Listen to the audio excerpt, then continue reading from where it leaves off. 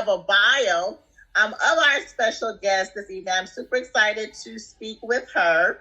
And let me just see if I can get over there without losing everything. I'm sure I can. I had it all planned out before this, right? all my little tabs were open. Let's see, guys. But we have Christina Yvette, guys, in the virtual building. Yeah. And again, I am super excited. So, Miss Christina Yvette is a wife, a mother, and a registered nurse who got tired of being locked in the concrete box called a hospital for 12 years for 12 hours per day, missing basketball and ballet practice with her kids. So one day she told herself she needs a business so she can be the soccer mom she's always dreamt of being. So she built a 6-figure real estate company while simultaneously working in her profession. She retired from her nursing at the age of 31. Today, she's a serial entrepreneur and investor and have invested in many industries, including real estate, stocks, foreign exchange market, cryptocurrency, Turo car rentals, Airbnb home sharing, and much more. She has a wealth of knowledge and has made $1 million doing what she does best. Nowadays, she's a mentor on a mission to teach people how to build passive income, which is the importance of multiple streams of income and the formula to retiring young. So without further ado, everybody give Miss Christina a virtual hand clap. Welcome, sis. Welcome. Thank you so much. Thank you so much for having me, Monica. I'm so excited to be here today with you. Girl, I'm excited to have you. So let's kind of dive right on into it. I'm sure people are just wanting to just get to know, well, first of all, how you are so young and doing so much and how you have just been able to just kind of find your way and just pave your lane to financial independence to where you're able to retire. So let's just start. If people are wanting kind of the same thing, and if they want to get in contact with you for mentorship or just to reach out to you, what's the best way that they can connect with you? So the best way to connect with me is definitely on social media. On all social platforms, I can be found as I am Christina Yvette. And that's Christina with an H, and Yvette is Iveette. I also have a website that's called ChristinaYvette.com that will redirect you to all my other social platforms. So those are 2 ways that you can get in contact with me, and I'm very responsive. So I will definitely, if you DM me, I will DM you back. Awesome. And I wrote those down, so I'll make sure that they are in the comment section so people can get in contact with you if they want. Thank so tell us a little bit more about what it is that you do and offer with your services, and just kind of how you kind of got into investing.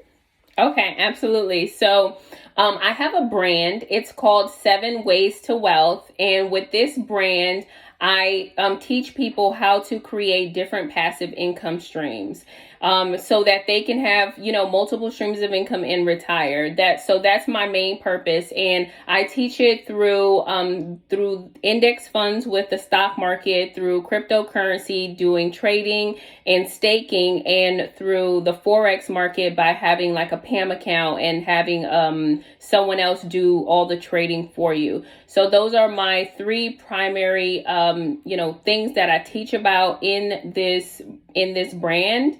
And that's pretty much my mission. I just want to help educate people, and the best way to do that is by, helping them with their financial literacy, because we are conditioned to thinking that we have to work for 40 years and retire at 65, but that's actually not the truth.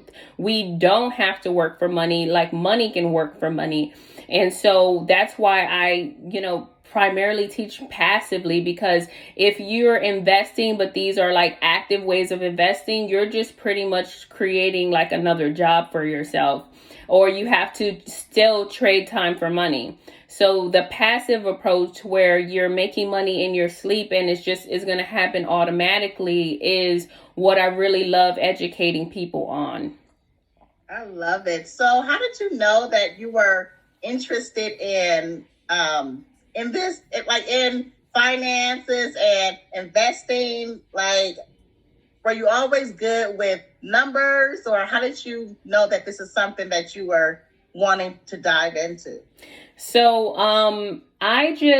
the way it started in real estate, and it started with one property that I flipped.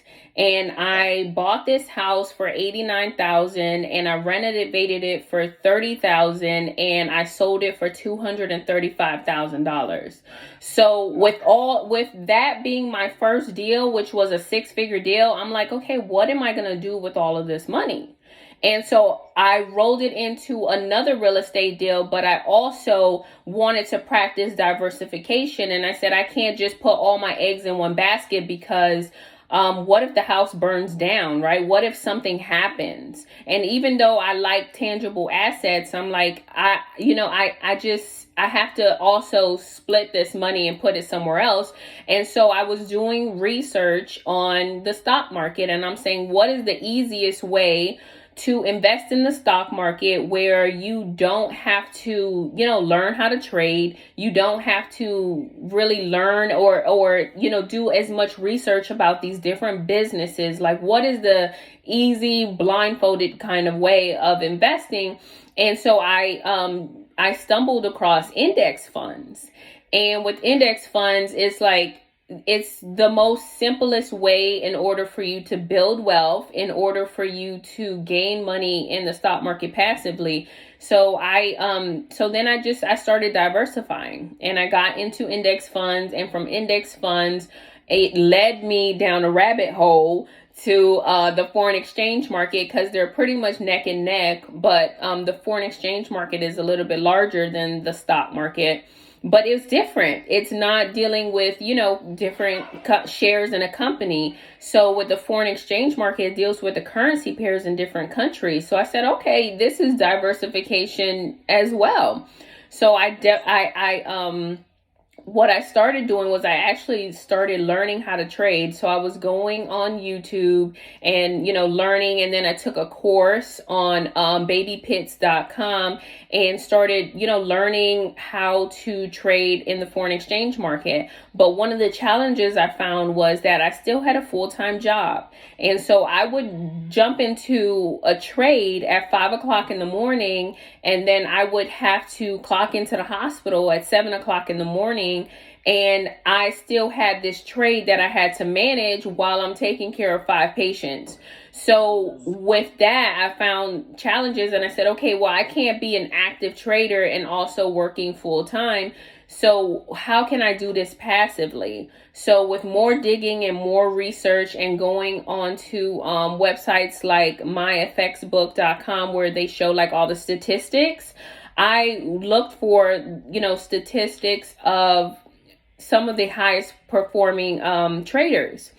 And so they offer PAM services, which I knew nothing about. And it's when they, you can leverage them, and they will trade on your behalf, and all they want is a percentage of your profit. So I said, well, this sounds like a win-win situation. Like, how much do you want? And so it depends. But the one that I chose was, at that time, it was 80-20. So they only took 20% of my profit. I said, okay, well, that's good, because I don't have to do any of the work. And so, that me being in the foreign exchange market, learning how to trade, put me in different places and spaces where I started, networking with individuals who were getting into crypto, getting into Bitcoin, doing all this other stuff. So I started learning about how you can trade in crypto.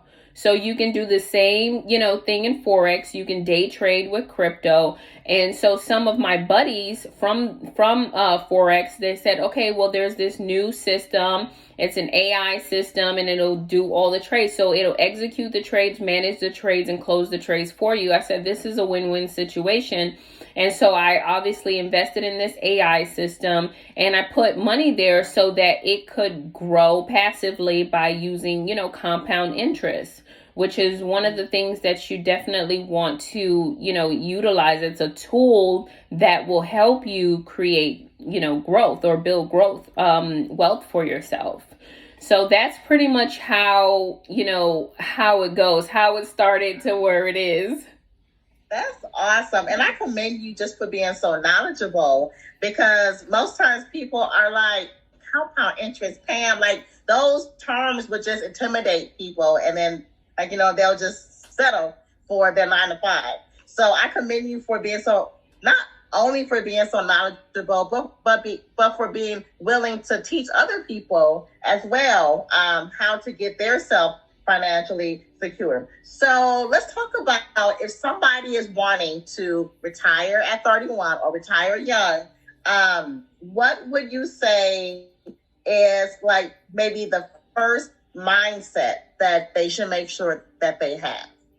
So the first, the most important thing when it comes to mindset and wanting to retire is basically getting rid of the fear, because the fear is what's going to hold you back. So you actually need to train your mind into having that willpower to move, to still move forward, even with being fearful. A lot of people are afraid to invest. They are afraid to leave their 9 to 5. And it's because, that fear paralyzes you. Even if you don't see it or know it to exist, it does. So, the first thing is recognizing, yes, I'm scared. I'm scared to leave my job, or I'm scared to invest 20% of my paycheck because I don't know if this thing is going to fail.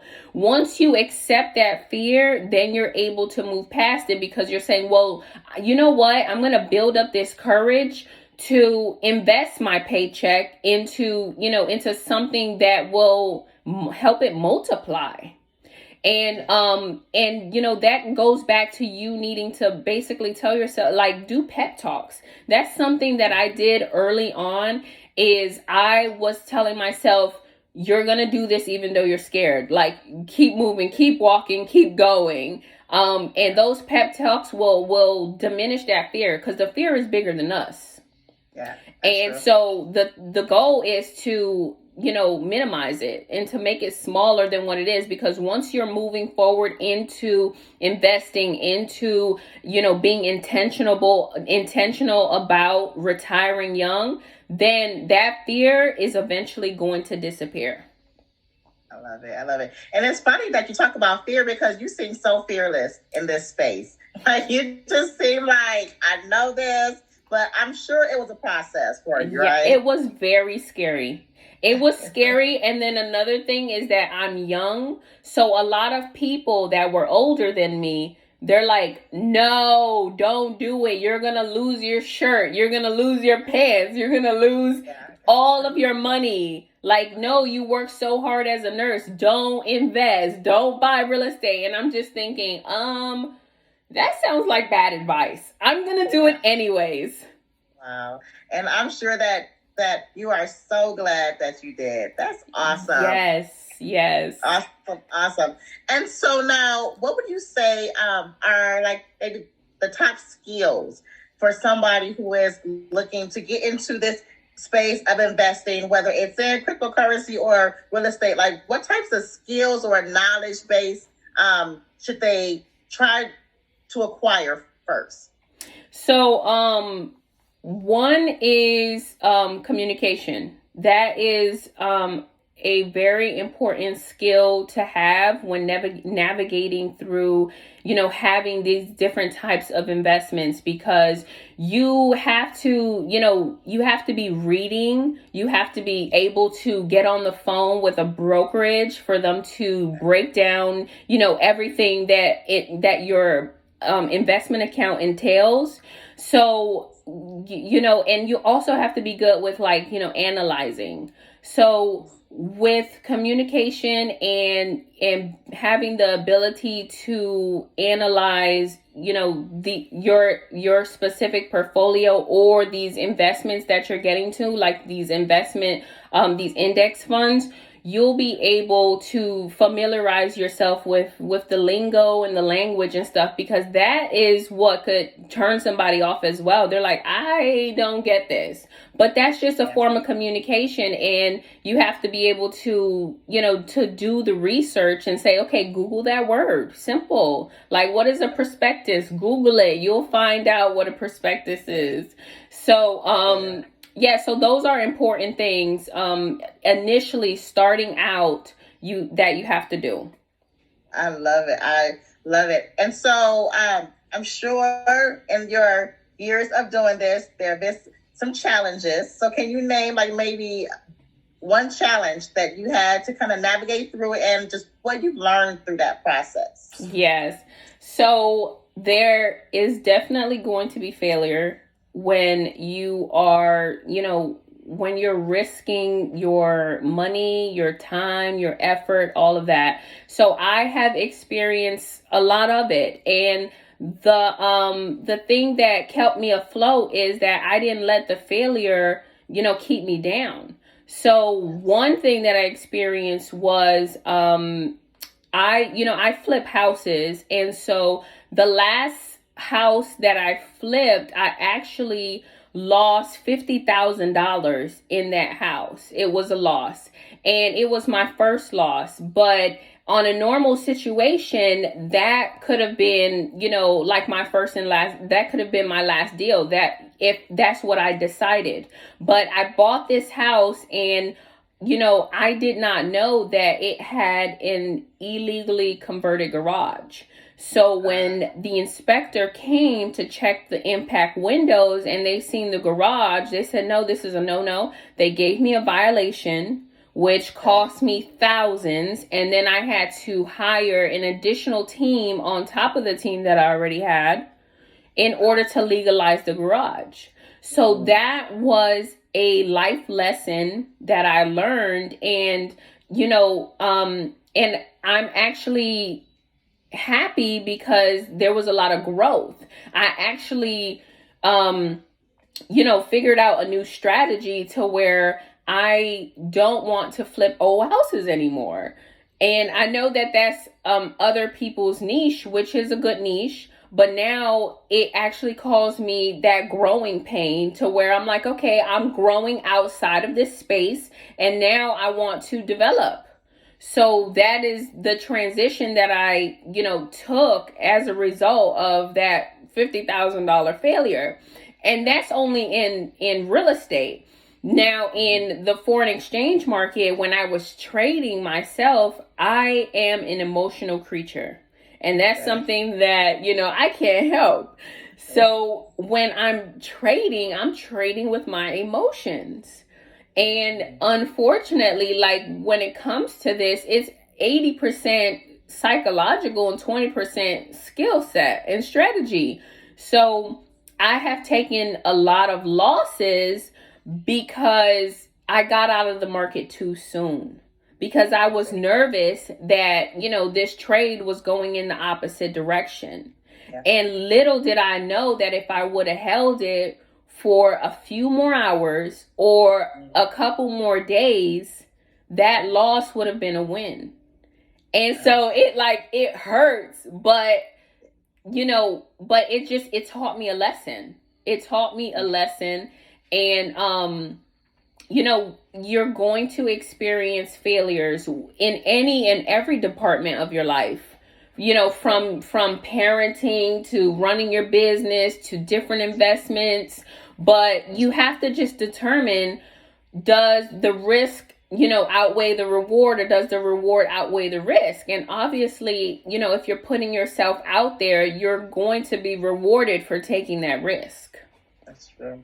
That's true. And I love that you said that, because there are so many people who are paralyzed by fear. And they have all of these dreams, and they're probably watching you and just thinking, oh man, she's so amazing. I want to do that. I want to be free from my job. But it's that fear piece. And I love also that you said that although you are an emotional creature, and I'm one to myself, girl, I'm a waterhead. I will cry at the drop of a dime over. I could be happy, sad, it doesn't matter. Tears are coming out. But in spite of that, you still push through and you still make your deals happen, and you go on. But so when somebody is working with you, whether it's your one-on-one mentorship, are you walking people through this process, or how are they working with you to make their deals and do those types of things? Yeah. So when it comes to my mentorship, I am holding their hand throughout the whole process, which is, is so important, because I had, initially I didn't have a mentor, but the way I had got into real estate was by going to those seminars. And so I went to a seminar learning about how to flip houses, and it fueled me to gain more knowledge and more expertise. But, and so on my first deal, I made a lot of mistakes, but I pushed through the mistakes. And if I would have had a mentor there with me, I would not have made as many mistakes and had to redo things, because, when it comes to renovating a house, there are certain steps that you have to take, right? You have to do the floors and then the baseboards, not the baseboards and then the floors. So I learned the hard way. And later on, probably I think it was my third or fourth deal, that's when a mentor came into my life. And that's when I was actually able to scale my business, because I was now, instead of doing one deal at a time, I was able to grow my team and do multiple deals at a time. But I would not have been able to do that if I didn't have that guidance from somebody who was already doing it. So that was the real pivotal point in my business, just having that GPS navigation, right? Because we're navigating through uncharted waters and we don't know what we're going to bump into. But if someone is guiding us, they have the goggles and they know where they're going, then there's no stopping you. Love it. Yeah. So, take us through the process of just kind of maybe how you picked individuals on your team. Was that process, was it easy or difficult just to find the right team members or contractors, whoever you have working and doing your projects? How is that process for you? Yeah, so that process is very challenging, because unfortunately, when it comes to real estate, I find that there's not that much loyalty. They're going to hop to the next high ticket project. And so you have to develop that trust factor right away. And so the way I found my team members is by, first I hired a contractor, and then because I was always on site and I was the project manager on my site, they always saw my face. And so later on, when it comes to, the next project, they reach out to me and they're like, hey, can I work with you on your next project? So that's how I was able to build my team, because I had one person that was loyal and jumped to the next project with me, and they were able to refer other people. So they referred the electrician, they referred the plumber. So then we built that relationship. But it started with the referrals, because initially the contractor was a referral from someone who was already in the business. So it was someone that they trusted and that they knew the results were, high quality results. So word of mouth can definitely, get you far in real estate, or in any industry really. And that's just, you putting out a good product and having other people, vouch for you. So you have this reputation like, hey, this person is loyal, honest, authentic, and will get the job done. And once you do one project and, everything is smooth and, you don't have any issues with like paying them and all of this stuff, then it's just, they always want to work with you because they want, consistent work. Yeah, I can definitely see that. And so now take us through the process of so before someone ups and quits their job, right? What would you say that they should try to just make sure that they have in place, even if they're excited, they're working with you, they're getting their income streams up, but before they make that hop, what kind of things should they have in place? Yeah, so before you leave your job, there's two questions that you need to ask yourself. And so the first question is about your time, right? Because you're trading time for money. So what is your job? The question is your job taking away from you building your business, right? So if the answer is yes, that it is, then that's one key indicator that, hey, maybe it's time to scale back, right? And you don't have to quit your job, right away, like cold turkey. There's like levels to it, right? You can go part-time, and then from part-time you can go as needed or per diem. So, but you have to determine, okay, me trading my time for money in this business, is it taking away from me scaling my business? So if that answer is yes, then you have to consider that. You have to consider, moving away from your 9-to-5 job, because at the end of the day, you're building somebody else's company. You're not building your own company. And this company that you're, building, is your children going to be able to inherit it? Right. And that answer is no. They're not going to be able to inherit your job at the hospital or inherit the hospital. Right. So that was my situation. And then another question that I asked myself was, was I serving my purpose and was I happy? Because I'm on a mission of the pursuit of happiness, right? So I'm looking for my ultimate happiness. And when I decided to quit the nursing field, it was at the height of the pandemic, when things were just, they were hard. So that's why I asked myself, I'm like, okay, am I fulfilling myself? Am I fulfilling my God-given purpose? Am I doing that? And so the answer obviously was no again. So I knew that it was also time for me to exit.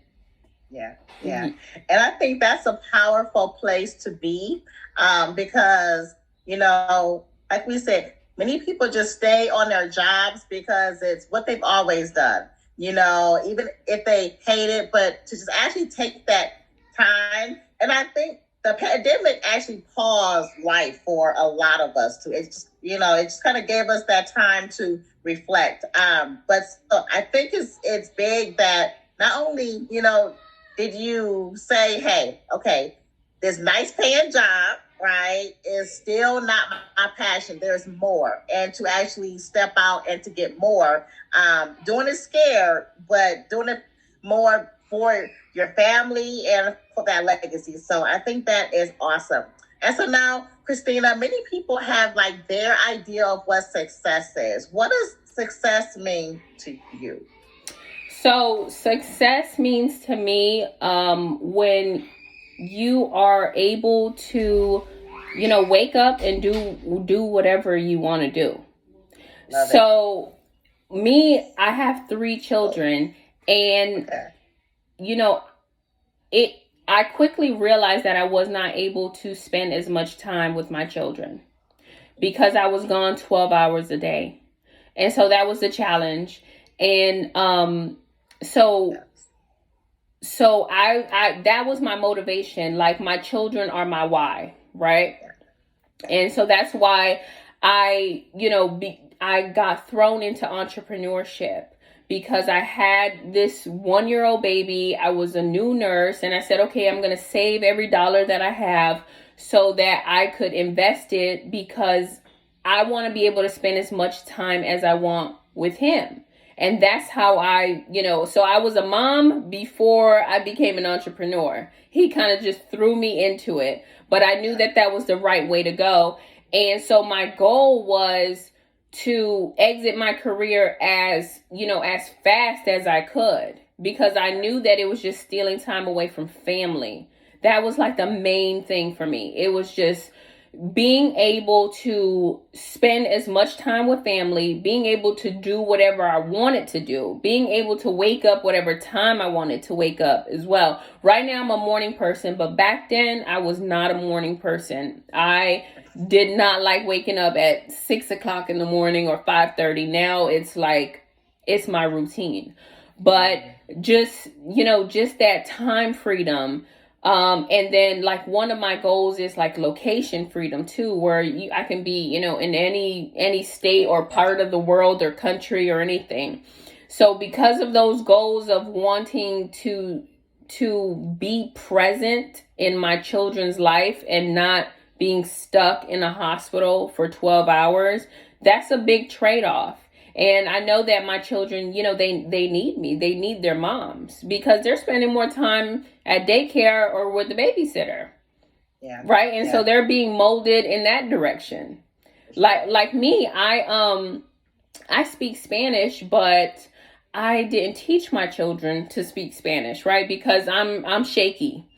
And they went to a preschool, and all the teachers speak Spanish. So next thing you know, they're speaking Spanish. I'm like, oh, they have a big influence on you.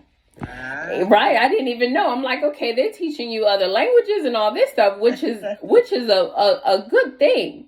Yeah. But I just realized, I'm like, okay, yeah, so they spend more time there than they do here. So they spend more time with that person than they do mom. So that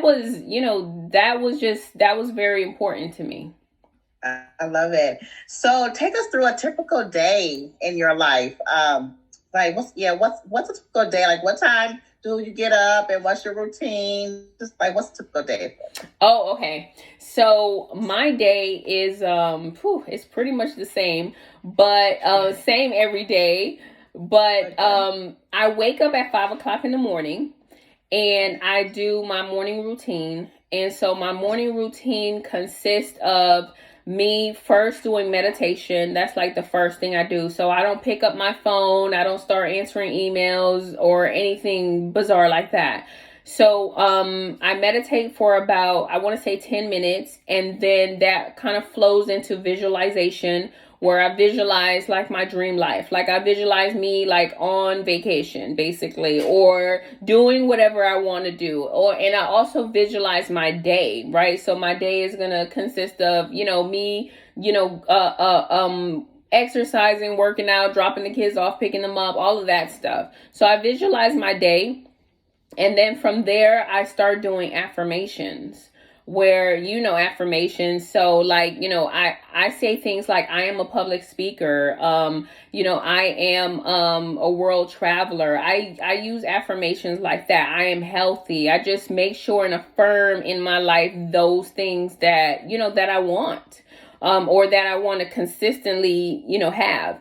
And after affirmations, I dive right into prayer, and I pray. And after I pray, I read a page in my devotional, where, for whatever day it is today, right? The date. And then from there, I journal. and journaling is just it's very important. So it helps me tap into to my goals. It helps me tap into, to who I am as a person, and I just it's my form of expression. And so I just journal one page, and that is it for like my morning routine. And then I go to the gym. So my morning routine, it's usually about 30 minutes. So I'm probably in the gym by 6. And I work out for about an hour till 7. And then 7:30, I make breakfast. 8 o'clock, I drop off my son to school. He's in 4th grade. So I drop him off, and then from that's probably I get home by 9. And then so I have set hours. And so from 9 until 10, I'm with my 2 little kids, and we're eating breakfast and getting ready for the day, and I'm putting like some educational stuff on for them. And then my work hours are 10 to 4. So I have a home office, and I operate here in my home office, and I just have calls scheduled with my mentees, or if I have to go look at a project, I do it from that time, from 10 to 4, and 4 o'clock is my hard stop. So I don't, let it spill into the rest of my day, because it's dedicated for family. I just make sure that I have that work family balance, because if it's not balanced, then you having pure chaos. So so right now I have a project going on. It's a duplex. It's about 30 minutes from my house. So every other day, I do it Monday, Wednesdays, and Fridays. I travel over there 30 minutes to just check on the progress. I talk to the project managers and the contractors and see if there's anything that they need from me. But I just physically like to be hands-on, even though I don't have like a hammer. And I'm not doing the physical work, which I've tried that, and it's it feels like you went to the gym. So but yeah, I like to be present and there, and seeing the progress from a shell to a beautiful swan. I love it. I love it. So who would you say is among your greatest inspiration? My greatest inspiration, oh Jesus. So I'm going to have to just I'm gonna have to say, I hope this is not like a public figure or anybody, but I'm gonna have to say my parents, honestly. Okay. My parents, they have been the biggest inspiration to me, because they just molded me for who I am. And so all of my, traits and qualities and attributes and all these things, I get it from them. Like my dad, he's always been in construction. And so he wasn't, he was a carpenter. And he's always been in construction, and that's how I actually grew to love real estate, was through him, through seeing him and going to these projects, as a little girl. Awesome. Yeah. So that's one. And then my mom, she's just one of the strongest women that I know, one of the hardest working women that I know, and she just always motivated me to keep going. She never wanted me to quit, even if I was ready to.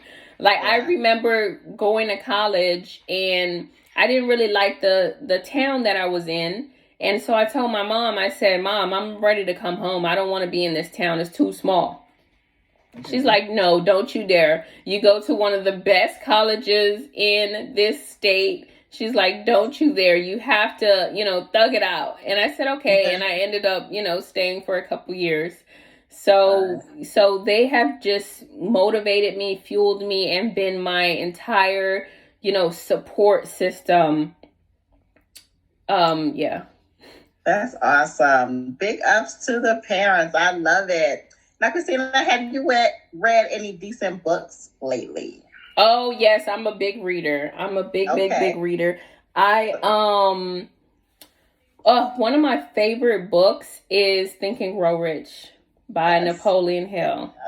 Mm-hmm. I love that book and I read it every single year and I Okay. highlight in it and I practice a lot of the things that I've learned from it because in that book he teaches you a lot of he teaches you um how to like analyze yourself, how to do an inventory of yourself.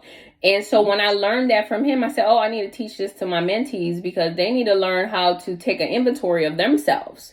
And then he teaches you about about like your goals and stuff. And so I said absolutely. And so I teach them because it's like everything that I learn is like good information that I implement, and other people they need to know this information. I don't know if they're out here opening up these books, but they they need to. So that's one of my favorite books of all times, Think and Grow Rich. Another book that I like is by Deepak Chopra. It's called the seven, or is it the six? The six laws of what is it? The six spiritual laws of wealth. Okay. So that one that one's a really, really, really good book. Another one I like is The Richest Man in Babylon. Okay. Have you read that one? That one I haven't yet, but like there have been lots of people who have come on here who have mentioned that book. Yes, that book is such a good book. That book teaches you the six laws of wealth. Oh my gosh. That book is a really good book. What's another book? One book I like, the 10X rule by Grant Cardone. I really like. Yes, I really like him. Yes, I do. But he's just gonna put some fire up on your behind. And he's like, you need to go get it. Like you need to be posting 10 times a day. They need to see you every 10 minutes. I'm like, you're right. So that one is like very motivating. I really like it. I've read it twice so far, but I think I'm gonna read it again. Awesome. I love it. Yeah, thanks for those titles. And yeah, I'm definitely going to check out The Richest Man in Babylon because like I've said, there have been lots of people who have mentioned that book in particular. So I'm like, okay, let me just go ahead and just grab it. Yes. So I love it. So to wrap up, let's just go to Facebook really quickly to see if anybody had any questions. Okay. And hey guys, if you're watching this on the replay, you can always put your questions down below. And I will make sure that Christina gets them. But let's just see if we have any comments or questions here. And yeah.